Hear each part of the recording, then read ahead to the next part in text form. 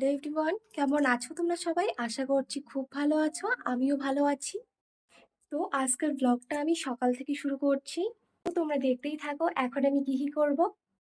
তোমরা দেখতেই পাচ্ছ আমার ঘরের এখন এই অবস্থা হয়ে আছে। তো চলো ঘরটাকে গুছিয়ে নেই।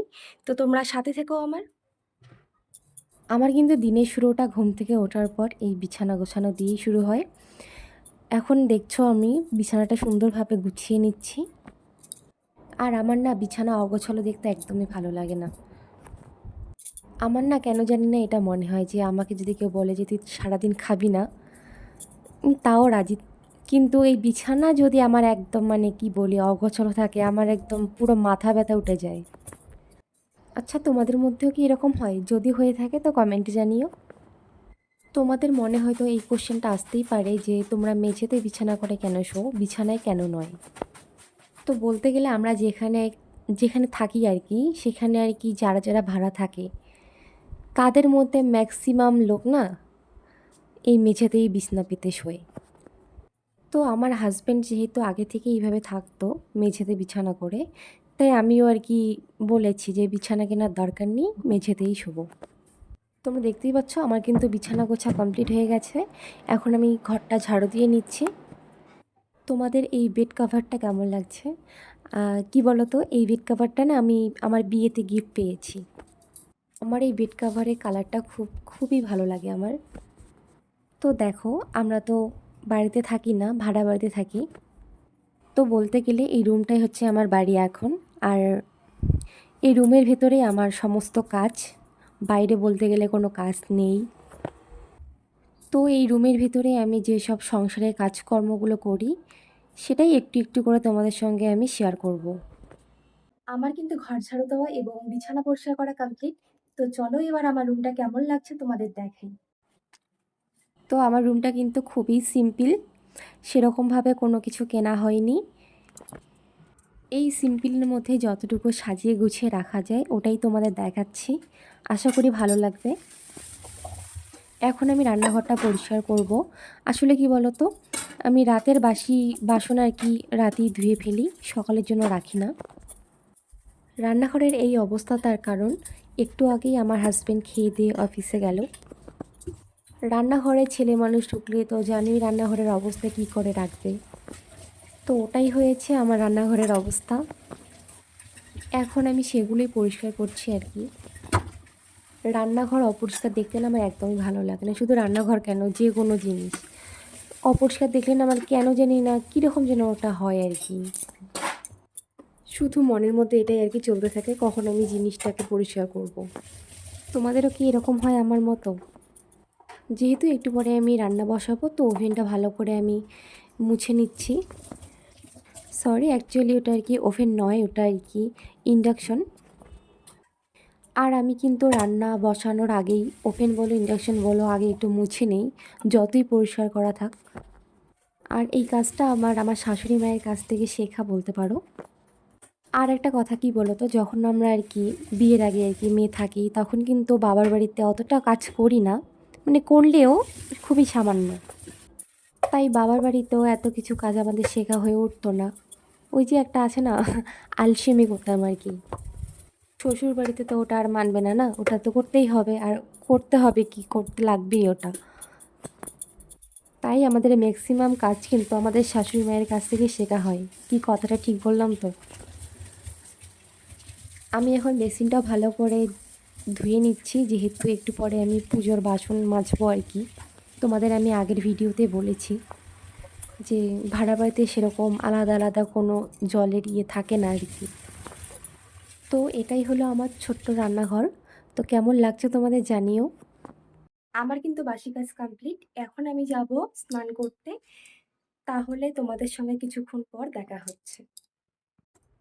আমার কিন্তু স্নান করা কমপ্লিট।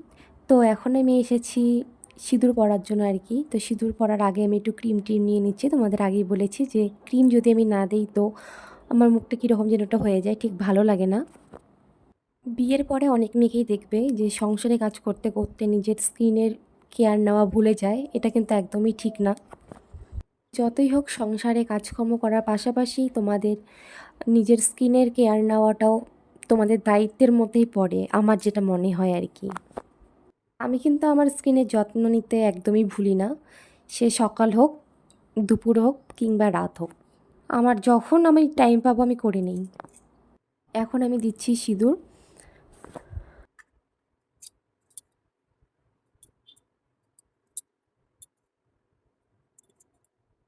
তো আমার কিন্তু মুখে ক্রিম দেওয়া এবং সিঁদুর পরা কমপ্লিট। এখন আমি আর কি ঠাকুর প্রণাম করে ঠাকুরের কাজকর্ম করব। আমার তো আলাদা কোনো ঠাকুরঘর নেই এখানে, তো কাপড়টা সরানোর আগেই আর কি হরে কৃষ্ণ নাম জপ করছিলাম। এখন আমি ঠাকুরের বাসন টাসন সব মেজে নেব।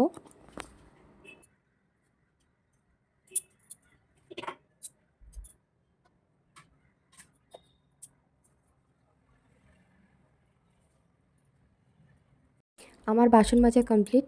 এখন আমি গোপালকে স্নান করাবো। স্নান করা বলতে সেভাবে তো স্নান করাতে পারছি না, তো একটু কাপড় দিয়ে আর কি মুছে নিচ্ছি। আমাদের যেমন স্নান না করে বাসি গায়ে থাকতে ভালো লাগে না, ঠিক সেরকম কিন্তু গোপালেরও হয়। তাই আমি রোজ পুজো দেওয়ার আগে গোপালকে এভাবেই আর কি স্নান করিয়ে নিই। আমার কাজ বলো বা পুজোর ভিডিও বলো, যদি তোমাদের মনে হয় যে আমি এখানে ভুল করছি, প্লিজ আমাকে সেই ভুলটা ধরিয়ে দিও। আমি চেষ্টা করব সেই ভুলগুলো শুধরে নেওয়ার।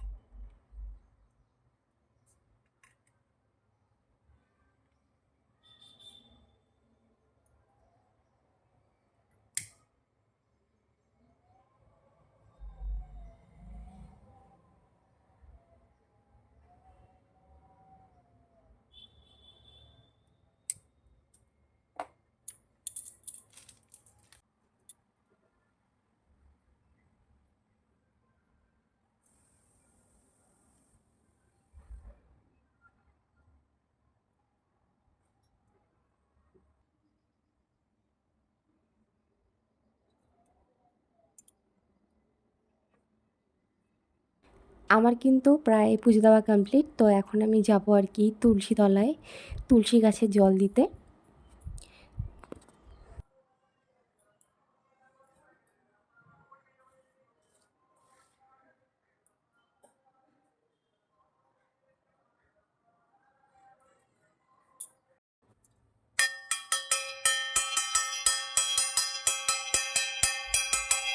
আমার কিন্তু পুজো কমপ্লিট। এখন আমি রান্না আর কি বসিয়ে দেব।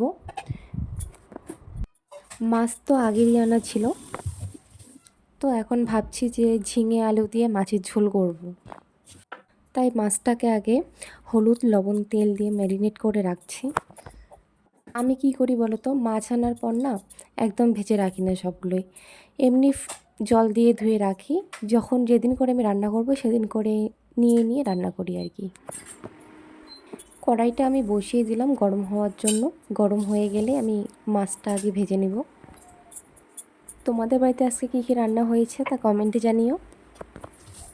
আমার চ্যানেলটি যারা আর কি তোমরা সাবস্ক্রাইব করোনি তারা প্লিজ তাড়াতাড়ি সাবস্ক্রাইব করে নিও, যাতে আমি যখন ভিডিও দিব সেই ভিডিওটি সবার আগে তোমাদের কাছে চলে যায়।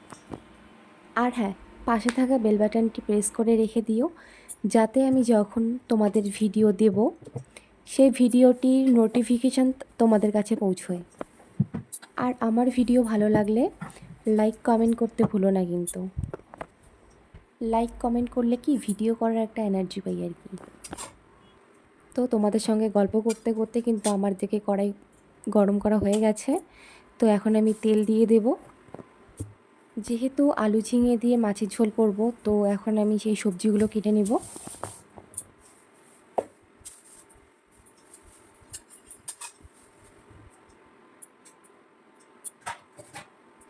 যেহেতু আলু ঝিঙে দিয়ে মাছের ঝোল করব, তো একটা ভাজা না হলে কীরকম হয়, তো আমি আলু দিয়ে পেঁয়াজ পাতার ভাজা করব। আর কি বলো তো, আমরা যেখানে থাকি না সেখানে কিন্তু এই পেঁয়াজের পাতা পাওয়া যায় এখনও। আর আমাদের ওইদিকে তো শীতকাল ছাড়া পাওয়াই যায় না, কি তাই না?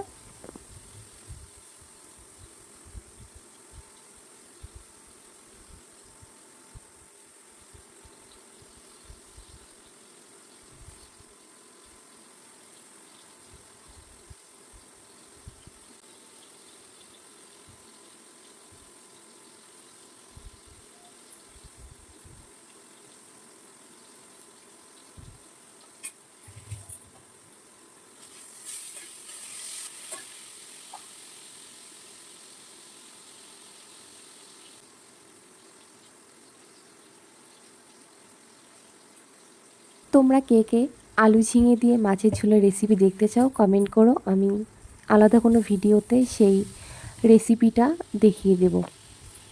আর একটা কথা বলে রাখি তোমাদের, এই চ্যানেলটা কিন্তু আমার আগে একটা রান্নার চ্যানেলেই ছিল, কিন্তু প্রত্যেক দিন ভিডিও আর কি দেওয়া সম্ভব হচ্ছিল না, তাই আর কি এখন ভাবছি যে ব্লগিংয়ের মাধ্যমে দিয়ে দেবো।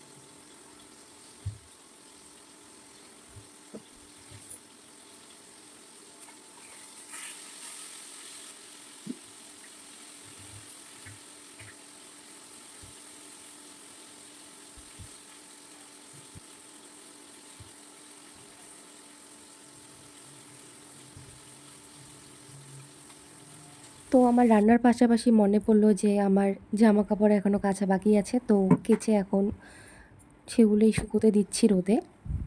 আর এটা কিন্তু আমাদের ছাদের রুমেই থাকি আমরা। আর ছাদটা না খুবই সুন্দর দেখতে, জানো তো। এই সিঁড়িগুলো দিয়ে উপরে আরেকটা ছাদে যাওয়া যায় আর কি।